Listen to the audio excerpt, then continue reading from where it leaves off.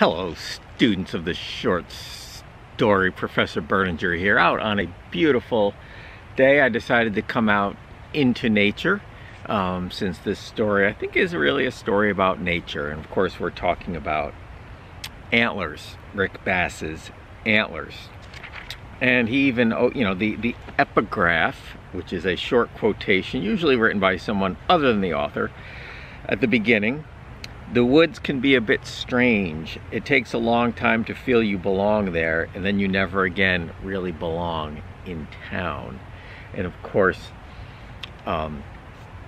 there's a continuum in our lives of how close we are to nature, right?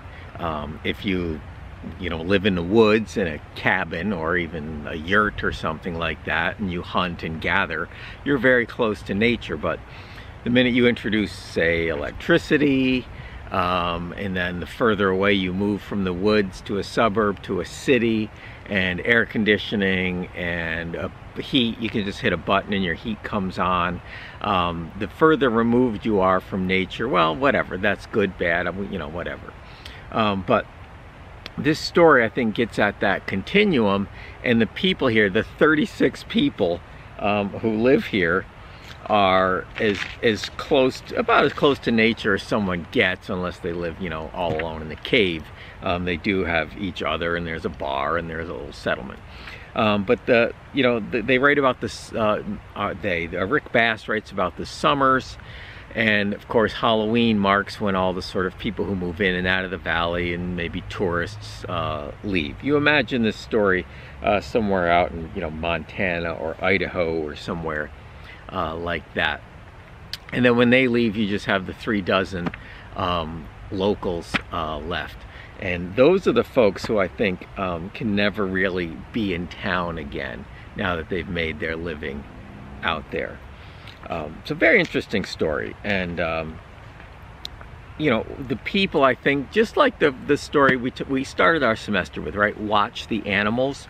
Now those blue blood New Englanders from Watch the Animals were hardly close to nature. However, that story was about animals and human behavior, and I think this story is about wild animals and the wild and human behavior. And here's my theory, and I don't make any claims to having a full understanding of this story. Here's my idea. Randy and bow hunting is a lot closer to nature. I find it odd. I mean, I'm not a hunter. I think hunting is fantastic. I think more people should hunt, and fewer people should buy meat in the store. But I think bow hunting is actually closer to nature. I mean, a gun, right? That seems almost a bit unfair, though I have no problem with it. But bow hunting, you have to get close, you have to be very quiet. It's just much more like an animal stalking another animal. And I think that's what is scary to Susie. I think that's why Susie never dates Randy, because he's too close to nature. He's too wild in that way. It's a little too much for her. For her part, she's like nature as well. I mean, there aren't a lot of animals. I'm no animal expert, but there aren't a lot of animals that mate for life, right? And that actually keeps the gene pool fresh. A deer, a doe, she might mate with one buck one year and mate with another buck next year. I think geese mate for life, but for the most part, animals mate with different animals, right? They get around, so to speak. Maybe it's unnatural to stay with one person, I don't know, or one other person, one other animal. So Susie, I think, is actually pretty close to nature in that she moves from man to man, never sticking with one more than 3 months. Our narrator, though, who I like a lot, I love our narrator. He's sort of a humble guy, very observant, right? Extremely observant, and sort of likes to tag along and learn. He's a great student of nature and of people, and of course he's the one who makes the connections for us. Several of you asked about the symbolism, and I love the ending of this story. when they are wearing the antlers and they're being towed behind a truck on skis. It's fantastic, that image. I think that's why I like this story a lot, and for that image alone I continue to teach it. It also gives us a little bit of variety too. It's not set in a city like a lot of our stories. It's set in, you know, modern times, the late 20th century, but it's out in the wilderness of the West.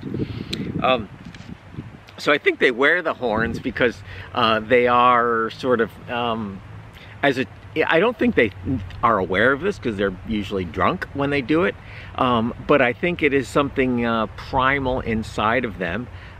It's something, you know, Native Americans would wear antlers and wear furs for rituals. It's a way to honor the animals that they have killed, and they sort of become the animal at the end. They sort of become the potential to be hunted. So I appreciate those of you who did the discussion board. 4 of you who did. Kezia, thank you very much. You wrote, while reading the short story Antlers, I noticed a few things about the characters. Good. To start, Susie reminded me of the prey being hunted. Yes, I think definitely she is being hunted by Randy. He leaves those gifts for her, and she just rebuffs him. So I think there is something too about the men not really competing for her, but I think there is a certain competition, and you can imagine what animals with antlers do. They buck heads, right? The males butt heads with the antlers, and the winner vanquishes, gets rid of the other buck, and the next thing you know, they're the ones who get to mate with the females. So I think there's a lot of that going on here. So Susie is both sort of the hunted, I think in some ways, especially by Randy, but she's also sort of the female that the men are kind of competing over. Not abundantly clear, nor should it be, right? Good piece of literature doesn't spell things out. It doesn't make life simple for us. It draws attention and gets us involved in the complexities of life. So Kezia also posed a couple of good questions. Do the antlers symbolize more than prey? So yes, it does symbolize more than prey. Prey, P-R-E-Y. It shows that their connection with nature and them sort of getting in tune with it there with their antlers. You also asked, I was wondering why Randy decided to stop making things. I think Randy gives up at some point. He's done, right? He's not going to give up bow hunting, but he's done trying to get Susie, and that's when he really starts to become that really scariness at the end of the story, when his stone face disappears and a much scarier face appears. Oh, get the yawn here in the sunbeam. So good, Kezia, thank you, good observations. Amelia, I feel like there's a kind of ironic symbolism with people dressing like the animals. Yeah, I can see that also. I'm not exactly sure what it might symbolize. Susie seems to have a difficult time forming long-term connections with people. Again, I think the story might call long-term connections into question, right? We sort of believe in our culture, our particularly Christian culture, that we're all sort of a part of, whether we are Christian or not Christian. If we're in America, it's sort of a Christian culture. That you get married and then you stay married. That's the goal anyway. 50% marriages end in divorce. But that's the goal. But I think that's a good question. Is that natural? Maybe a 50% divorce rate, and marriage is definitely on the decline. A lot of people are just getting together and having kids and living together, never getting married. Maybe we're moving towards a more natural state. These are all good questions that I don't have the answers to, but I think reading this story and pondering Susie moving from man to man, maybe she is acting in a more natural way than someone who gets married and I do until death do us part. Nicole Rivette, is it ironic that the people dress up in their prey? Yeah, we talked about that. It's just great though that they do that. I think it's more of an honor. They're honoring the prey. They're sort of pondering the prey. They're identifying with the prey. but also they still are dominant over it, and it's part of nature, right? I mean, animals killing and eating other animals is really quite natural. Listen, I have great admiration for vegetarians. I'm not a vegetarian. I eat meat once a week, maybe, sometimes less, sometimes more.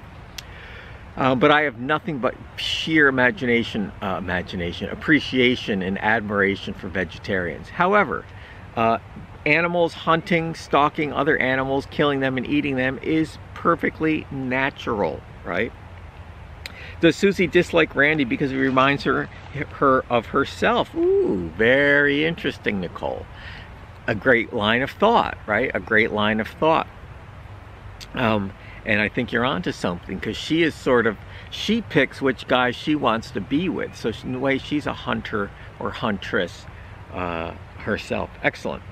Amanda Rustic. Now, Amanda Rustic, I gotta say, you know what, Amanda Rustic, I'm gonna pick up with your comments in part 2 of our time spent with antlers.